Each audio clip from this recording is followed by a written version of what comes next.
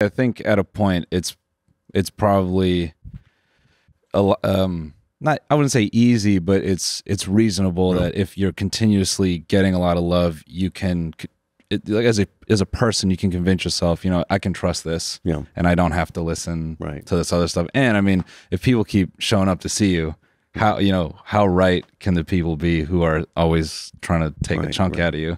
They almost need you there, you know. But yeah, I just think it's, I mean, the length of your career is like, it's fucking awesome, man. It's just super impressive. The length of my penis too. Yeah. Let's not forget. Don't go back to that again. But I'm sorry, I had to. I have it on loop, so it's hard for me to get it out of my mind. You know? We all do. Yeah. Noel, we all do. Yeah, dude. It seems like you still love it though. My penis? Yeah. Yes. Yeah.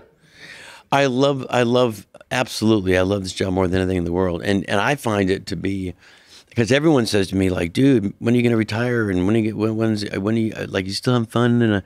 And I don't know how. Yeah, I have more fun now than and I don't know the exact one that I maybe just one day you realize you just kind of got into a rhythm and you kind of know what you're doing, so you feel a little better. Yeah. Because I did tell George Carlin that one time.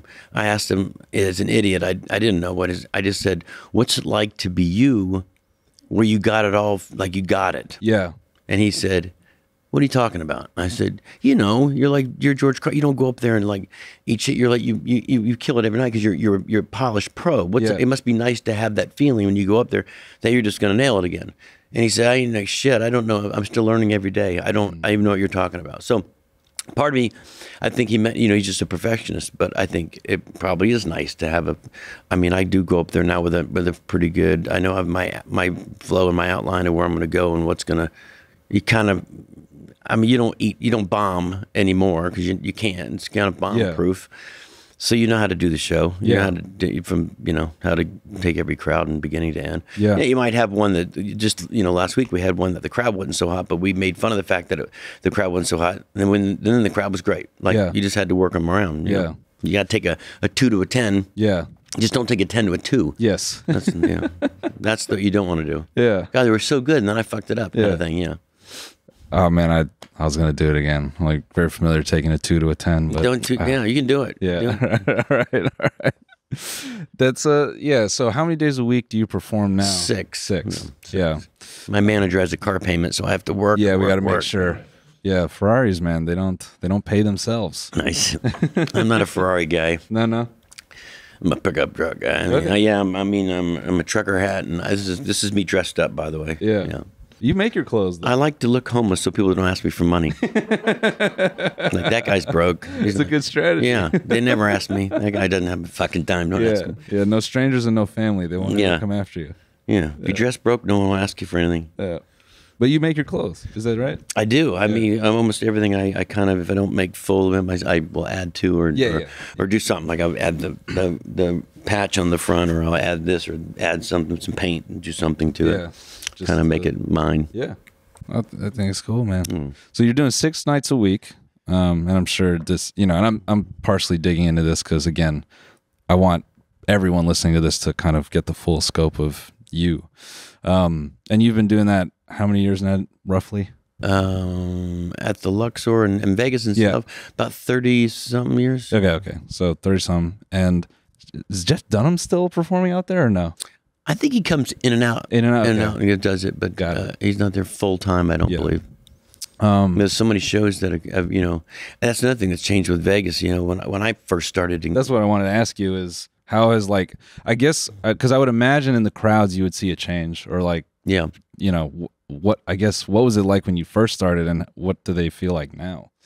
It's completely different, I'll tell you. I mean, they're still awesome audiences, but the times have changed, and the things and the number of shows, and like, it sounds weird though. Like when I started there, it was before MGM Grand was built, so there was like, there's no New York, there was no Bellagio, there's no Wynn, there's no Encore. Yeah. So there was, Caesars, Bally's, a few other ones, and that was it. So there, on any given night, there was probably a dozen shows, a dozen showrooms, and now there's 100 showrooms, maybe. Yeah.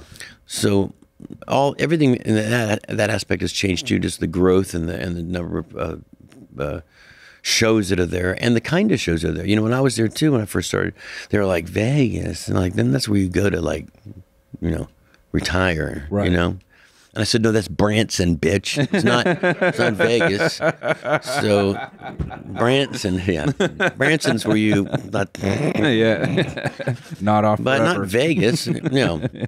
So I said, Vegas is not that. What are you talking about? They said, yeah, Vegas is like, you know, Wayne Newton and that. But I kept thinking, I know, but I still thought it was a cool aspect to it.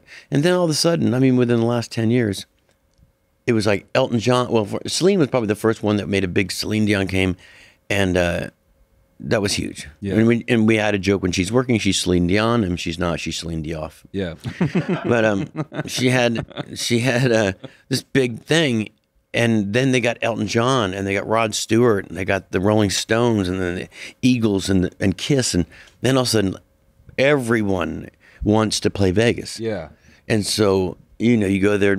I'll be back there today. You fly in, and then you got everyone from Usher to, you know, Katy Perry to, I mean, everyone. Yeah. So literally. It went from, you know, no one wanting to play Vegas to being kind of no, I need to play Vegas. Wow.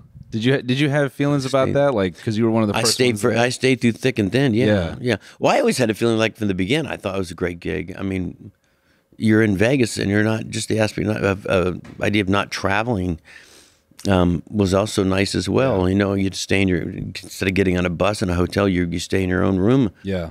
Do a show and you go home. Yeah. That's very rare in the show business to do that. So, you know, how many bus tours do you think you've done in your career? Oh my God. Thousands. I mean, that's all I did. I turned down the Vegas gig in the beginning because I was a bus guy. Yeah. And they kept asking me if I'd do the residency, and I said no. And the guy finally came back and said, you know, let's rethink this. You sure? I said, no, I don't want it. And then my guy says, I think we should do it. And I'm like, well, I'll give it like a year. I'll give it a year and then I'll try it. Yeah. And I hated it. Yeah.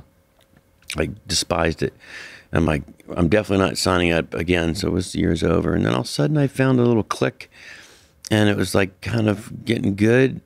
And then I said, yeah, let's sign again. And now it's like, of course, we just signed again for 6 years. So now it's now it's a please let me sign again kind of thing. You know, I don't want to go back on the road. Yeah, well, yeah. I definitely cannot hold a candle to the amount of bus tours you have done. I think but they were fun, but you know, it's also you're putting your life in danger too every night when you do that. You know, you don't even think about it. You know, you're on a tour bus in the middle of a mountain snow, and you're letting some guy you barely know drive you around. You know, we had bus drivers one night that I'm you know, the rest of the guys are all asleep because I'm the only one that, you know, I just did a show. So would you sit in the front lounge? I'd sit in the front lounge with the driver. Wow, that is every crazy. Night, every night, and we'd jam. Sober? Yeah. Well, I mean, I had my little Crown on the Rocks. Yeah. But not. Yeah, I never really got too crazy. I was, you know, I was kind of. I mean, I drank, but that's about the. Yeah. Unless someone put something in my drink. Then, I just to have my drink and I'd sit there and we listen to like country music and just whatever and drive down the road. Yeah. And I'm talking to the driver and he says, you know, because he drove everybody, right? So he said, you know, and I used to drive Johnny Cash. And I said, oh my God, how did he go from like Johnny Cash to fucking rock bottom and driving Carrot Top? I mean, you drove fucking Johnny Cash. I'm sorry about this. I'm sorry about your career ending. And he said, no, this is great. Dude, you're the best. You're like so much fun. He says, when I was driving Johnny, we'd do rails off the fucking steering wheel. And I'm literally like listening to him as he's saying this. We're driving. I'm like, how many years ago was that? And he's like, oh God, years ago. I said, but you don't anymore. Like, you know, and he's like, no. I'm like, you don't do lines anymore off the fucking bus. Like, yeah. Imagine that. Yeah. So I could. So I'm like, let's just pull over and think this over for a minute. You know, Jesus. Make sure that you're not. Maybe we should drug test this guy. Yeah.